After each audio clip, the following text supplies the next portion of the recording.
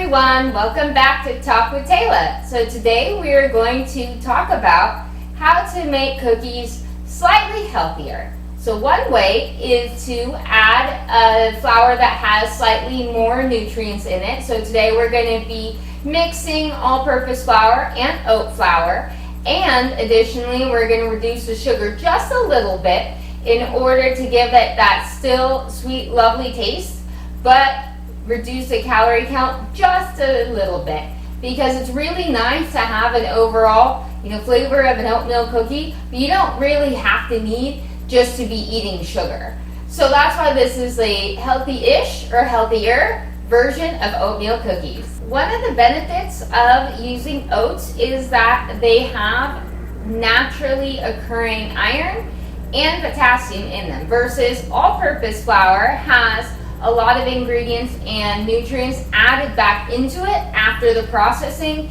and where they literally strip the flour of all nutrients and even bleach it. So that's why it's called bleached all-purpose white flour. So let's get started. Alright, so today we're going to be making oatmeal cookies with a slightly reduced version of calories through a slightly lesser amount of sugar in both white and brown sugar, and mixing it up with adding some oat flour in the mix, in addition to the oats that we're going to add at the end. So let's get started. So the first thing that we do, obviously, when we make cookies is to blend the butter and the sugar. So I already have out the half cup of butter. I use unsalted butter because I am always on a salt reduction dietary habit, but you can use salted or unsalted. If you use salted, then don't add any salt. If you use unsalted, then you can add half a teaspoon of salt to your list. So this is half a cup, little less than half a cup of normal white flour or sugar, and this is a slightly less than half a cup of brown sugar that we're going to add to it. And I packed down the brown sugar, as you can see, to make sure that we are getting that full amount, even though it is slightly less than half a cup. So it's already blended. Just we'll mix it just a little bit.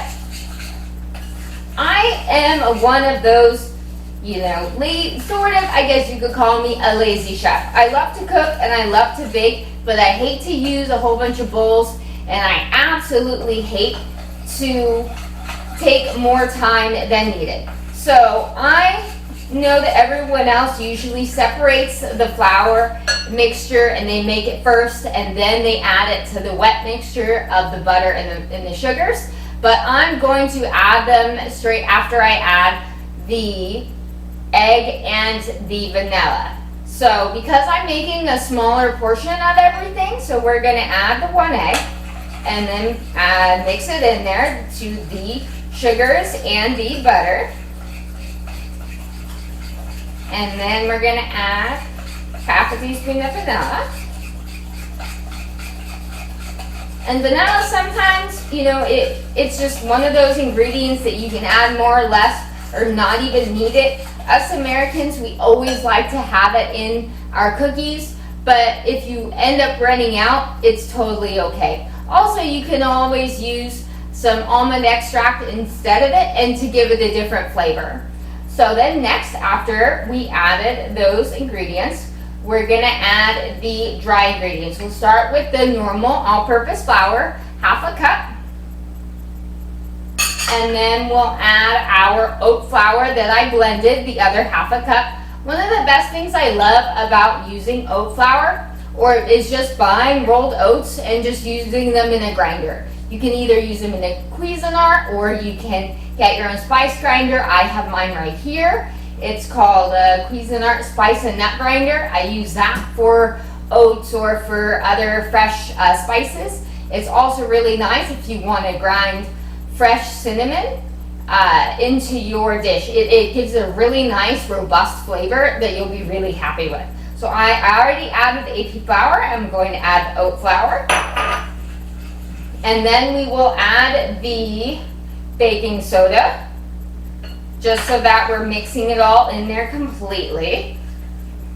And I see that where they say to separate them so that, you make sure that the baking soda is, incorporated fully into the flour, but sometimes it's just not necessary. So then we're gonna add the spice of life, which is our cinnamon. And then lastly, we are going to add our rolled oats. So I made 1.5 cups of rolled oats. So it'll give it a really nice consistency. And then after you do this, you're always more than welcome to add dried fruit, like 1/2 cup of dried fruit or chocolate chips or white chocolate chips, or maybe a couple spoonfuls of peanut butter, make it your own. So it really just depends on what you want to do with it. I always, for all of my cookies, I melt the butter because my oven is super temperamental, and making cookies with melted butter is much better and easier to just use a spoon to mix it around. I rarely ever use a mixer just because then I have to have one more thing that cleans. It doesn't go in the dishwasher. Oh my God, I have like 1,000 dishes. So it's just easy enough to just do this. So now our mix is done, and then we can roll it out and then put it on the baking sheet and bake it and see how good they are. So once our dough is finished, you can either refrigerate it and then let it come to room temperature. I usually like to make at least 2 cookies first to see if something needs to be adjusted. If they're too cakey, you can add a bit of water or milk to spread them out. If they're too thin, you can always add a little bit more flour to plump it up. So ever to start, I always just bake 2 cookies. We're gonna bake them at 375 for around 8 minutes, and then we'll come out and see how they are. So, as I let the cookies in the oven, as they bake, I'm going to talk to you guys a little bit about the sugar content. Sugar content in baked goods is important in the chemistry-wise of it. I'm not going to get too technical in detail right now, but one way to modify the calories is to slightly reduce the sugar in any recipe. So you can modify it up to about 20%. And so in this recipe, instead of using 1/2 cup of white sugar and brown sugar, we could reduce that to be 1/3 of a cup, and you would see minimal differences. So that's just a quick tip that I wanted to share with you guys as you're enjoying your baking journey. Okay, so I'll show you guys how mine came out. This is how mine came out. How did yours? Show me what you came up with.